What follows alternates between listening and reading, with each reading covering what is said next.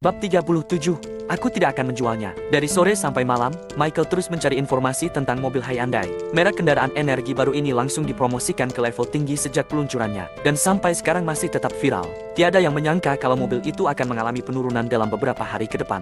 Meski Michael bisa memprediksi masa depan, dia masih harus melakukan persiapan. Tanggal 4 September, pukul 08.00 pagi, Robin menelpon. "Kak Michael, kamu sibuk nggak? Kalau nggak sibuk, ayo kita ketemuan. Ada sesuatu yang mau aku bicarakan denganmu," kata Robin. Nada suaranya sudah tenang sekarang, tidak semarah kemarin. "Enggak, kok. Ada sesuatu yang mau aku bicarakan juga denganmu." "Kita bertemu di mana?" ujar Michael. "Cafe Kemil saja. Aku akan mengirimkan lokasinya," usul Robin. "Oke," jawab Michael. Sekitar jam 8:30. Melihat Michael turun dari taksi, Robin berkata lemah, "Kak Michael, bukannya sudah lama aku beritahu? Aku sudah memintamu mencari mobil. Jadi, kamu nggak perlu kemana-mana naik taksi, kan? Sepertinya kamu juga baru bilang kemarin, kan?" Timpal Michael seraya tersenyum. Robin tertegun sejenak. Dia segera memukul kepalanya seraya tersenyum kecut dan berkata, "Benar juga.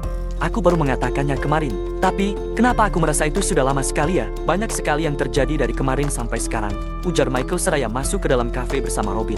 Keduanya memilih tempat duduk sembarang. Begitu duduk, Michael melihat-lihat dekorasi sederhana dan segar yang ada di sekitarnya. Dia merasa sedikit terkejut dengan karakter Robin. Bagaimana dia bisa datang ke tempat seperti ini? Sepertinya tempat ini tidak terlalu cocok dengan gayanya. Kemunculan seorang gadis muda setinggi 170 cm yang terlihat polos dan cantik langsung memberikan pencerahan untuk Michael. "Kak Michael, kamu mau minum apa?" tanya gadis itu sambil mengulas senyum. Mendengar panggilannya, Michael langsung yakin dengan tebakannya sendiri. Sepertinya Robin sangat akrab dengan gadis itu dan telah menceritakan beberapa hal tentang dirinya. Setidaknya, gadis itu tahu siapa namanya. "1 gelas kopi susu saja," ujar Michael. "Kamu?" tanya gadis itu lagi pada Robin. "Seperti biasanya," jawab Robin sambil tersenyum simpul. Michael rasa Robin menyukai wanita ini. Setelah gadis itu pergi, Michael lantas bertanya seraya tersenyum, "Kamu menyukainya?" Robin mengusap bagian belakang kepalanya, tapi dia juga tidak mengelak. Dia menghela napas, kemudian berkata, "Aku menyukainya, tapi dia enggak. Dia memang gadis yang baik, enggak berpakaian menggoda, dan juga sangat sopan," puji Michael. "Itu benar. Mana mungkin seorang Robin menyukai wanita yang jelek? Dia sudah cantik, jadi nggak perlu berdandan berlebihan," ucap Robin dengan bangga. "Aku hanya memujimu sedikit, tapi kamu sudah bangga." Seolah-olah dia sudah balas menyukaimu juga, ujar Michael. Michael menggelengkan kepalanya sambil tersenyum, kemudian berkata lagi, "Mau ku bantu?" Semangat Robin langsung melonjak tinggi. Dia segera menjawab, "Kakak, cepat bantu aku. Aku sudah mengejarnya selama bertahun-tahun. Kalau terus-terusan begini, aku merasa akan kehilangannya." "Jam 7 malam ini, tunggu telepon dariku," ucap Michael. "Apa kamu nggak bisa mengatakannya sekarang?" tanya Robin tidak sabar. Melakukan sesuatu dengan terburu-buru itu nggak efisien. Ada beberapa hal harus kamu dapatkan secara kebetulan, paham? Ucap Michael memutar bola matanya. "Baiklah," jawab Robin tak berdaya. Tak lama kemudian, segelas kopi susu dan jus jeruk disajikan di depan Michael dan Robin. Baru pada saat itulah keduanya membicarakan urusan mereka. "Sepertinya kamu sudah menangani masalah hunian Golden ya?" tanya Michael. Kak Michael memang pandai membuat perhitungan. "Kadang-kadang, aku merasa kalau kamu bahkan bisa tahu kapan aku mau buang air kecil," puji Robin. Ekspresi Michael menggelap. Dia berkomentar, "Aku nggak gila. Apa peduliku kapan kamu buang air kecil?" "Hei," Robin terkekeh canggung, kemudian berkata, "Stefan, bajingan itu sungguh mengira kita adalah orang yang mudah diusik." Setelah bicara di telepon kemarin, orang-orang dinas pemadam kebakaran pergi ke lokasi pembangunan hunian Golden. Pak Hans lah yang memimpin timnya. Mendengar ini, Michael tak bisa menahan diri untuk melirik Robin. Seperti yang diharapkan dari putra orang nomor 1 kota Samudera. Koneksinya begitu luar biasa. Robin kembali berkata, "Omong-omong, temperamenku nggak terlalu baik. Kalau nggak ada kabar dari hunian Golden hari ini, giliran biro administrasi pembangunan yang akan pergi ke sana." "Sudah cukup. Kok, kamu nggak perlu membuat keributan besar seperti ini," ujar Michael. "Kak Michael, kamu nggak mengerti. Para pengusaha ini nggak kompeten. Kalau kita nggak memberi mereka peringatan, mereka benar-benar akan berpikir kalau kita lemah." Sanggah Robin masih sedikit emosi. "Apa kamu sekarang bukan pengusaha juga?" ujar Michael menggoda. "Aku memang pengusaha, tapi aku pengusaha yang serius. Aku seorang pengusaha yang mengandalkan hati nurani untuk menghasilkan uang. Mana bisa hunian Golden dibandingkan denganku?" jawab Robin sambil mendengus dingin. "Itu benar. Selama bertahun-tahun, dia memang menghasilkan uang dengan memanfaatkan latar belakangnya. Namun, dia tidak pernah merugikan siapapun. Bagaimana bisa Stefan, orang baru yang akan mengembangkan distrik baru Samudera Selatan, tiba-tiba berbalik melawan?" "Jangan sebut-sebut si bajingan Stefan. Masih ada satu hal lagi," ujar Robin. Robin berkata lagi, "Aku sudah menemukan perumahan berikutnya. Ini adalah grup spekulasi properti di wilayah selatan. Tapi, harga kontrak deposit yang perlu ditransfer tetap kamu yang memutuskan." Michael mengangguk. Dengan koneksi Robin, dia tidak akan sulit menemukan rumah baru lagi. Selain itu, kontrak deposit di tangan keduanya didasarkan pada 32 juta per meter persegi. Ditambah, semua bangunan yang dipilih merupakan bangunan dengan nomor terbaik. Dengan keuntungan sebesar ini, ada begitu banyak orang yang akan tertarik. Tergantung pada siapa Robin dan Michael mau memberikannya. Kak Michael, aku benar-benar menyesal. Sayang sekali kita nggak punya uang sebanyak itu. Kalau nggak, kita benar-benar bisa membeli rumah ini, lalu menjualnya lagi. Dengan begitu, kita bisa untung lebih banyak, ucap Robin dengan ekspresi murung.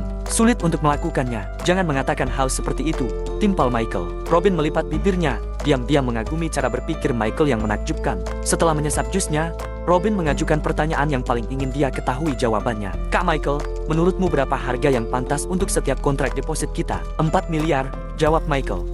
Nyaris saja Robin mati tersedak. Dia berkata dengan tergagap, berapa? Lihatlah sikapmu yang kekanak-kanakan. Bagaimanapun juga, kamu ini adalah putra dari orang nomor 1 kota Samudera. Jadi, uang kecil ini tidak akan membuatmu kelimpungan.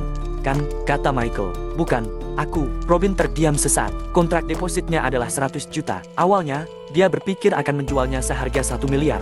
Yang selisih harganya sebesar 10 kali lipat. Tak disangka, Michael bahkan lebih kejam. Dia langsung menaikkan harganya 40 kali lipat. Kamu barusan bilang kalau kontrak deposit kita didasarkan pada 32 juta per meter persegi. Harga tertinggi di hunian Gordon saat ini sudah mencapai 180 juta. Walaupun kita diskon, dihitung berdasarkan 160 juta per meter persegi, masih ada selisih 128 juta per meter persegi, ujar Michael. Michael menjelaskan, ambil contoh rumah seluas 120 meter persegi, masing-masing memiliki selisih setara 15,36 miliar. Belum lagi yang berukuran 130 dan 140 meter persegi. Jika pihak lain membayar per kontrak deposit seharga 4 miliar, setidaknya laba bersih yang akan didapatkan lebih dari 10 miliar. Jangan-jangan kamu nggak memperhitungkannya. Robin benar-benar tidak memperhitungkannya. Dia hanya menghitung berapa banyak uang yang bisa dia hasilkan dari kontrak deposit ini. Satu bangunan bisa menghasilkan 10 miliar. 196 bangunan, hampir 2 triliun. Robin tiba-tiba berdiri dan berteriak, aku nggak akan menjual kontrak lagi. Aku mau beli rumah. Bab 38, berpikir 10 langkah ke depan. Bisakah kamu mengecilkan suaramu? Kau tegur seseorang. Itu ratusan miliar sampai triliunan. Kenapa kamu nggak pulang aja kalau cuma mau menyombongkan diri? Cibir seseorang lain. Ini kafe, jadi tolong tenang. Hardik yang lainnya. Terdengar suara kekesalan dari kursi yang ada di sekitar. Robin duduk dengan wajah merona merah sambil bergumam. Kak Michael, kamu tahu kan kalau aku nggak menyombongkan diri? Apa bedanya itu dengan menyombongkan diri? Timpal Michael. Michael berkata menggudanya. Sudah kubilang sejak awal, kita berdua masih belum mampu membeli rumah ini. Jadi, nggak peduli seberapa banyak uang yang kita hasilkan. Kita hanya bisa menontonnya tanpa ada. Kak Michael, coba hitung lagi. Di mana lagi ada perumahan seperti ini? Jika perlu, aku akan mengajukan pinjaman ke bank. Aku tidak akan melewatkan kesempatan seperti ini, kata Robin dengan mata yang agak memerah. Kamu memperlakukan kesempatan ini seperti seorang pemula. Kamu mau bertindak gegabah, sahut Michael seraya menggelengkan kepala. Melihat ekspresi kecewa Robin, dia berkata lagi, sejauh ini, perumahan benar-benar tidak menghasilkan banyak. Tapi ada yang lain. Robin agak terkejut, napasnya langsung memburu. Masih ada cara lain lagi. Uang dari hunian Gordon masih belum didapat, dan sekarang sudah ada cara lain lagi. Kak Michael, orang lain berpikir 3 langkah ke depan. Tapi, apa kamu berpikir 10 langkah ke depan? Tanya Robin. Robin berkata dengan penuh semangat. Cepat katakan, apa ada cara lain untuk menghasilkan uang? Adik sudah tidak sabar. Ayo cepat kak. Michael langsung merasa merinding. Dia bersumpah, andai tidak ada pelanggan lain di sini. Dia benar-benar ingin menghajar Robin sampai mati saat melihat sikap memalukannya. Mobil Hyundai. Kamu tahu, kan? Ucap Michael seraya memutar matanya. Tentu saja tahu. Itu adalah kendaraan energi baru kelas dunia. Baik dari segi kemewahan maupun kenyamanan berkendara. Semuanya jauh lebih baik dari mobil lain dari kelas yang sama. Sebelumnya, aku sudah pergi ke showroom dan bengkel mobil untuk uji coba. Dan aku ingin membelinya, kata Robin. Michael mengetuk-ngetuk meja dengan jarinya. Dia perlahan berkata, lupakan saja. Paling 4 atau 5 hari lagi, mobil Hyundai akan mengalami kecelakaan. Kecelakaan? Seru Robin. Robin berkata ragu, Kak Michael, apa kamu bisa mengatakannya lebih jelas? Kamu akan tahu kalau mengikuti berita akhir-akhir ini, terutama berita asing, ucap Michael. Banyak berita asing yang tidak disiarkan di dalam negeri. Jadi, hanya dapat diketahui dari internet. Tentu saja, pameran mobil internasional di kota angkasa beberapa hari ke depan akan menyebabkan mobil Hyundai jatuh ke dalam jurang. Mustahil Robin bisa mengetahui hal ini. Dia memandang Michael penuh kekesalan. Berpikir Kak Michaelnya terlalu pelit untuk mengungkapkan lebih banyak informasi. Meski begitu, sekarang Robin memiliki kepercayaan penuh pada Michael. Selama Michael mengatakan sesuatu, dia pasti akan mengingatnya dalam hati, tanpa berani untuk melewatkan satu patah kata pun. Michael berkata menjelaskan, mobil Hyundai sudah terdaftar di Nasdaq 3 tahun lalu. Setelah melalui uji pasar selama 3 tahun, nilai pasarnya sudah mencapai sekitar 15 triliun. Michael berhenti sejenak, lalu berkata lagi, target kita kali ini adalah pasar saham Hyundai. Jual kosong atau beli saham yang jatuh? Tanya Robin. Dia juga melakukan beberapa penelitian pasar saham dan telah terjun dalam bidang ini selama beberapa waktu. Akan tetapi, saham itu sangat mahal. Kebanyakan dari mereka adalah orang bodoh yang sudah tertipu berulang kali. Begitu mereka tidak bisa mengimbangi kecepatan, uang yang dihasilkan di detik terakhir akan menguap di detik berikutnya. Robin kurang setuju dengan hal ini. Dia sudah kehilangan ratusan juta sebelumnya. Dia tidak mau mengalami hal itu lagi nanti. Awalnya, dia pikir Michael ingin mengincar mobil Hyundai. Namun, dia tidak menyangka kalau target Michael adalah saham mobil Hyundai. Jual kosong, jawab Michael. Michael berpikir sebentar, kemudian berkata, kita bisa meminjam uang untuk melakukan jual kosong. Kita butuh banyak uang untuk membeli saham yang jatuh. Kita belum punya kekuatan untuk melakukan itu. Kita bicarakan lagi lain kali. Oke, aku akan mendengarkanmu. Timpal Robin tanpa bertanya lagi. Apa kamu punya teman yang bisa menganalisis pasar saham? Tanya Michael lagi. Menganalisis pasar? Robin terkejut, tapi segera menjawab, Kak Michael yakin akan terjadi kecelakaan besar pada mobil Hyundai. Aku kenal seorang broker, dia sangat hebat. Tapi, kalau sampai ini gagal, kita akan bangkrut. Bukankah kamu sudah pernah bangkrut sebelumnya? Goda Michael sambil tertawa. Ini berbeda, ucap Robin dengan mengerutkan kening. Percayalah padaku, ikuti saja, aku jamin kamu akan mendapatkan banyak uang, sahut Michael, lalu menyesap kopinya. Tentu saja aku sangat percaya pada Kak Michael. Tapi, bagaimanapun juga, wajar adik khawatir dengan uang sebanyak itu. Robin berkelakar. Enggak, kamu belajar ini dari mana? Sih, kalau kamu terus-terusan bersikap manja, aku akan menghajarmu ya. Ekspresi Michael menggelap. Robin tetap tidak peduli, meskipun keduanya baru saling mengenal. Bagi Robin, Michael tak hanya membuatnya bisa menghasilkan uang, tapi juga seorang penyelamat baginya. Jadi, di depan Michael, dia tidak akan mendominasi. Sebaliknya, dia terlihat seperti penggemar kecil sejak dulu hingga sekarang. Setelah memesan segelas kopi lagi, Robin bertanya ragu, Kak Michael, apa hanya kita yang akan menangani masalah pasar saham Hyundai ini? Michael meliriknya, lalu berkata setengah tersenyum, aku masih mau mengajak Yoshua. Mendengar ini, Robin tak bisa menahan diri untuk bertanya, sebenarnya, aku nggak pernah mengerti. Bukannya Yoshua itu meminjamkanmu banyak uang sebelumnya? Kenapa kamu masih baik sekali padanya? Meminjam dan meminjamkan itu tidak sama. Ini adalah dua sifat yang berbeda. Semua orang tahu sikap Yoshua terhadap uang. Itulah sebabnya Robin menanyakan hal ini. Saat aku putus asa, Yoshua nggak menyerangku yang sedang jatuh, dan nggak mencari masalah dengan istri dan putriku. Karena itulah, aku harus membalas kebaikannya, jawab Michael. Robin menimpali, Kak Michael nggak hanya pandai meramal, tapi juga punya karakter yang sangat langka di dunia. Dibandingkan dengan Kak Michael, adik benar-benar merasa malu. Berhenti bicara omong kosong, barusan kamu belum selesai bicara, kan? Kamu mau mengajak Bastian dan Erwin ke dalam kelompok kita? Kau tegur Michael sambil tertawa. Tanpa dibuat-buat, Robin mengangguk seraya berkata, keduanya adalah orang-orang yang tahu terima kasih. Kalau Kak Michael mau mengajak mereka, mereka pasti akan sepertiku, mengikuti semua arahan Kak Michael. Nggak masalah, bagaimanapun juga, pasar saham Hyundai itu sangat besar. Selama kita bisa mendapatkan lebih banyak modal, semuanya akan baik-baik saja, jawab Michael. Hehe, kalau begitu aku akan mewakili mereka untuk berterima kasih kepada Kak Michael. Robin tersenyum cerah. Keduanya duduk di sana dan mengobrol sebentar, kemudian berpisah. Begitu kembali, Robin langsung menghubungi temannya yang berprofesi sebagai broker. Itu dia lakukan untuk mempersiapkan rencana besarnya dalam menghasilkan uang nanti. Setelah kembali ke apartemen, Michael lantas menelpon Yoshua. Kak Yoshua, apa kamu sudah berdamai dengan Kak Ipar? Ucap Michael seraya tersenyum. Jangan membahasnya. Kami selalu bertengkar setiap saat. Rasanya kepalaku hampir meledak, kata Yoshua tak berdaya. Wajar kalau suami istri punya masalah. Kak Yoshua nggak boleh sepertiku, ujar Michael. Jantung Yoshua seketika berdegup kencang. Sebenarnya, Michael hanya mengatakannya dengan santai. Namun, tanpa sadar Yoshua yakin bahwa Michael sengaja mengingatkannya. Michael, aku akan ingat kata-katamu. Aku akan memperlakukannya dengan baik di masa depan, ujar Yoshua. Kini, giliran Michael yang tertegun. Dia tersenyum getir. Diam-diam berpikir kalau orang ini pasti sudah salah mengerti maksudnya.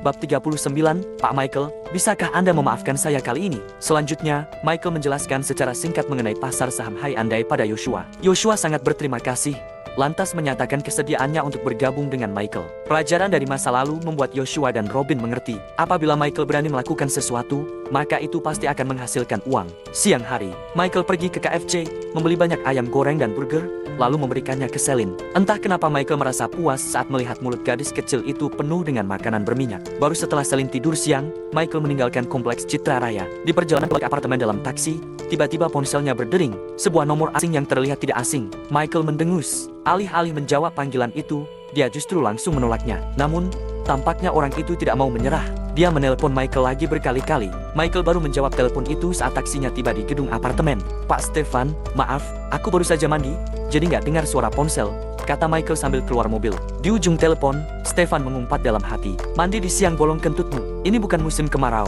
dasar pembohong, umpatnya. Namun, tentu saja dia tidak akan berani mengatakannya. Pak Michael pasti sibuk. Maaf kalau saya mengganggu. Sebenarnya saya ingin minta maaf, ucap Stefan. Stefan tersenyum lebar, kemudian membalas, itu, hari raya Imlek akan segera tiba. Saya mau tanya, di mana alamat rumah Pak Michael? Perusahaan menyiapkan beberapa daging kambing, jadi saya ingin mengirimkannya pada Anda. Kalau Anda nggak punya waktu, saya bisa mengirimkannya ke paman dan bibi juga. Ini karena daging kambingnya sangat empuk. Mendengarkan omong kosong Stefan yang terdengar serius, senyum di wajah Michael makin lebar. Penjahat dikelilingi banyak musuh yang akan membuatnya menderita. Dibandingkan dengan kemarin, kemana larinya kesombongan Stefan sekarang? Stefan begitu sopan hingga nyaris memanggilnya kakek Michael. Diam-diam Michael merasa bahagia. Berkat hunian Gordon, akhirnya Robin bisa menghasilkan uang kali ini. Kalau itu Joshua, entah apa yang akan dia lakukan pada Stefan. Lupakan saja, di pasar ada banyak daging kambing. Aku bahkan bisa membeli beberapa kilo semauku. Timpal Michael santai. Jangan Pak Michael, daging kambing kami nggak tersedia di pasar. Kalau Anda, ujar Stefan berusaha membujuk. Oke, tanpa menunggu Stefan selesai bicara, Michael sudah menyelenya. Harga rumah di hunian Gordon meroket sekarang. Pak Stefan pasti sibuk, aku juga harus mengurus banyak hal di sini. Jadi, aku tutup teleponnya dulu. Michael langsung menutup teleponnya begitu selesai bicara. Konyol, Michael menggumam dalam hati. Stefan, kenapa kamu tiba-tiba berubah sikap? Kalau mau jahat langsung jahat. Kalau mau baik langsung berubah baik, setidak kamu harus merasakannya juga. Bagaimana rasanya kalau orang lain menutup teleponmu sesuka hati? Gerutu Michael dalam hati. Pengembangan distrik baru Samudera Selatan sudah pasti terjadi, dan lonjakan harga rumah di hunian Gordon tak bisa dihindari. Untuk saat ini, tak ada pergerakan di pasar saham Hyundai. Jadi, Michael tidak buru-buru menjual kontrak deposit. Saat membiarkan Stefan, dia juga membiarkan grup spekulasi properti untuk menunggu. Dengan begitu, dia akan lebih mudah untuk menegosiasikan harga. Kantor penjualan hunian Gordon, kantor lantai ketiga. Mendengar suara panggilan terputus dari ponselnya, wajah Stefan langsung berkedut marah. Ada dua pria setengah baya yang berdiri di sebelahnya. Yang satu adalah Pak Suno dari divisi konstruksi, dan satunya lagi adalah Direktur Grup Jaya Real Estate, Tio Caraka. Setelah tahu identitas Robin, Tio segera terbang dari kantor pusat ke kota Samudera. Meskipun dia benar-benar ingin menendang Stefan dari perusahaannya sekarang. Namun, siapa yang membuat masalah? Maka dialah yang harus menyelesaikannya. Stefan harus meminta maaf untuk masalah ini. Apa katanya? Tanya Tio dengan kening berkerut. Enggak mengatakan apa-apa, jawab Stefan dengan wajah merah padam. Brengsek. Tio memukul meja kantor dengan kepalan tangannya. Suara keras yang nyaring langsung membuat Stefan dan Suno gemetar. Pak Suno, Stefan sangat bodoh. Kenapa kamu juga mengikutinya? Bentak Tio. Tio sudah tidak bisa menahan diri lagi. Dia berkata dengan marah. Kalian bahkan nggak tahu apapun tentang putra dari orang nomor satu di kota Samudera. Walaupun kalian nggak pernah bertemu dengannya, setidaknya kalian harus tahu mobil apa yang dia kendarai dan berapa nomor pelat, kan? Semua itu harusnya terpampang nyata di depan mata. Kenapa kalian masih berpura-pura buta? Suno bahkan tidak berani menarik napas. Meskipun Tio memiliki ide untuk memutuskan kontrak, itu karena Tio tidak tahu apa-apa. Suno dan Stefan sudah tinggal di kota Samudera selama beberapa tahun. Jadi, seharusnya mereka tahu tentang putra pejabat itu. Tanggung jawab utama untuk masalah ini terletak pada mereka berdua. Pak Tio, terlihat jelas kalau mereka sudah nggak mau bersikap baik kepada kita. Apa yang harus kita lakukan sekarang? Tanya Stefan dengan tegang. Tanya terus, yang kamu bisa hanya bertanya. Maki Tio. Tio berkata berang. Bagaimana kamu bisa menjadi manajer divisi penjualan kalau kamu seperti ini? Apa kamu nggak bisa memakai otak tololmu itu untuk memikirkan semuanya? Wajah Stefan langsung berubah merah padam setelah mendapat penghinaan ini. Suno mencoba membebaskan Stefan dari situasi ini. Dia berkata, Tuan Muda Robin pasti nggak mau bertemu kita. Tanpa persetujuannya, kita nggak mungkin bisa masuk kediaman keluarga Gunadi. Tugas utama kita saat ini adalah menyelesaikan masalah Michael lebih dulu. Kita harus bisa menghubungi Michael. Sepertinya Tuan Muda Robin selalu mendengarkannya. Mendengar ini, Stefan seperti mendapatkan pencerahan. Dia buru-buru berkata, Pak Tio, saya akan segera menanyakan alamat rumah Michael sekarang. Apapun yang terjadi, saya akan mengirimkan daging kambing ini kepadanya. Tio mendengus dingin, tapi tidak mengatakan apa-apa lagi. Jelas, ini adalah satu-satunya cara sekarang. Pukul 03.00 sore, pintu apartemen tiba-tiba diketuk. Michael membuka pintu untuk melihat. Siapa lagi yang datang kalau bukan Pak Stefan yang sombong? Kamu tahu dari mana kalau aku tinggal di sini? Tanya Michael sambil mengerutkan kening. Stefan membawa banyak barang di dalam kantong besar dan kecil. Ada teh hijau, rokok Sampurna Mild, dan produk seperti kopi luwak. Tidak ada daging kambing. Pak Michael, maaf mengganggu. Saya harap Anda memaafkan. Sahut Stefan menghindari pertanyaan Michael dengan cerdik. Sebenarnya, dia benar-benar tidak mengerti kenapa orang yang bisa menghasilkan uang miliaran tinggal di apartemen seluas 30 meter persegi. Michael tahu tujuan dari kedatangan Stefan. Oleh karena itu, dia tidak bertanya lebih jauh. Silakan masuk, ucap Michael mempersilakannya. Stefan mengangguk seraya tersenyum sungkan. Di saat yang sama, dia diam-diam memperhatikan apartemen ini. Meskipun kecil, tapi apartemen ini cukup lengkap. Selain itu, sangat rapi dan bersih, hingga tidak terlihat seperti sedang ditinggali seseorang. Tempatku lumayan lusuh, gak bisa dibandingkan dengan rumah Pak Stefan. Jadi, aku tidak akan mengundangmu untuk minum teh, kata Michael. Bukan, Stefan buru-buru merespon. Stefan meletakkan barang-barang di tangannya, kemudian berkata, Pak Michael, ini ada sedikit hantaran yang disiapkan perusahaan kami untuk Anda. Tolong jangan menolaknya. Michael melirik barang-barang itu, kemudian berkata sambil tersenyum, bukankah kamu bilang ada daging kambing? Pak Michael, hari raya Imlek masih beberapa hari lagi. Jadi, bisakah Anda memaafkan saya kali ini? Kata Stefan dengan nada penuh sesal. Bagaimana bisa berubah begini? Tanya Michael. Michael memiringkan kepalanya seraya berkata, aku ingat, Pak Stefan sangat arogan kemarin. Orang yang seharusnya minta maaf sekarang adalah aku.